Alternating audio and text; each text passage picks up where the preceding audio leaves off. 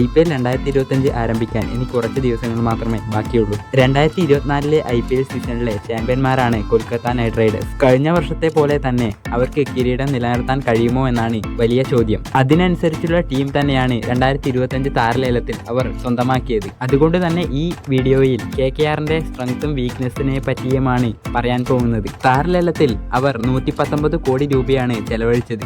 IPLൽ ഒരു ടീമിന് 25 താരങ്ങളെ ടീമിലെടുക്കാൻ കഴിയും. എന്നാൽ കൊൽക്കത്ത നൈറ്റ് റൈഡേഴ്സ് 21 താരങ്ങളെ മാത്രമേ അവരുടെ ടീമിൽ ഉൾപ്പെടുത്തിയിരുന്നുള്ളൂ. IPLൽ വലിയ ഫാൻ ബേസ് ഉള്ള ഫ്രാഞ്ചൈസിയാണ് കൊൽക്കത്ത. 6 താരങ്ങളെയാണ് അവർ ലേലത്തിന് മുൻപ് ടീമിൽ നിലനിർത്തിയത്. അതിൽ എടുത്തു പറയാനുള്ളത് റിങ്കു സിംഗിനെ അവർക്ക് 13 കോടിക്ക് ടീമിൽ നിലനിർത്താൻ കഴിഞ്ഞു എന്നതിലാണ്. കഴിഞ്ഞ 2-3 സീസണുകളിൽ ടീമിന് വേണ്ടി വലിയ പ്രകടനം കാഴ്ചവെക്കാൻ അദ്ദേഹത്തിന് കഴിഞ്ഞിരുന്നു. രണ്ടാമതായി അവർ നിലനിർത്തിയത് വരുൺ ചക്രവർത്തിയെ ആയിരുന്നു. 12 കോടി രൂപയ്ക്കാണ് വരുണിനെ ടീമിൽ നിലനിർത്തിയത്. വരുൺ ചക്രവർത്തിയുടെ കരിയറിലെ തന്നെ ഏറ്റവും ബെസ്റ്റ് ടൈമാണ് ഈ കടന്നു പോകുന്നത്. കഴിഞ്ഞ ഇന്ത്യയുടെ ICC ട്രോഫിയിൽ നിർണായകമായ പങ്കാണ് അദ്ദേഹം വഹിച്ചത്.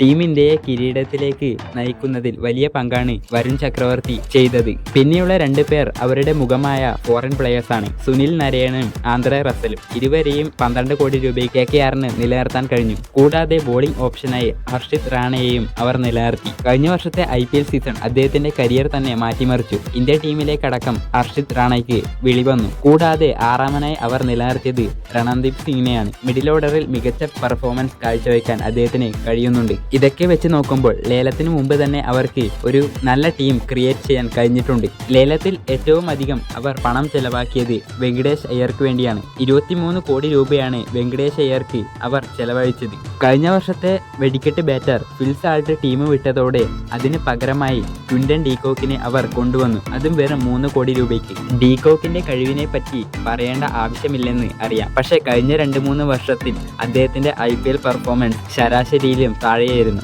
കൂടാതെ അവർ ടീമിലേക്ക് എത്തിച്ചത് ആരൊക്കെയാണെന്ന് നോക്കിയാൽ പേസ് ബോളറായ ആൻഡ്രിച്ച് നോക്കിയ, Raghuvanshi, Spencer Johnson, Rahmanullah Gurbaz, Moeen Ali, Vaibhav Arora, Rovman Powell, Umran Malik, Manish Pandey, Mayank Markande എന്നിവരെയാണ്. കൂടാതെ അവരുടെ നിലവിലുള്ള ക്യാപ്റ്റനായ രഹാനെയും കൊണ്ടുവന്നു. ശ്രേയസ് അയ്യറിനെ ലേലത്തിൽ തിരിച്ചെടുക്കാൻ അവർക്ക് കഴിഞ്ഞിരുന്നില്ല. കഴിഞ്ഞ വർഷത്തെ അവരെ കപ്പിലേക്ക് നയിച്ച ക്യാപ്റ്റനാണ് ശ്രേയസ് അയ്യർ. അതിനു പകരമായിട്ടാണ് രഹാനെയെ കൊണ്ടുവന്നത്. എല്ലാ വർഷത്തെയും പോലെ അവരുടെ ടീം മികച്ചത് തന്നെയാണ്.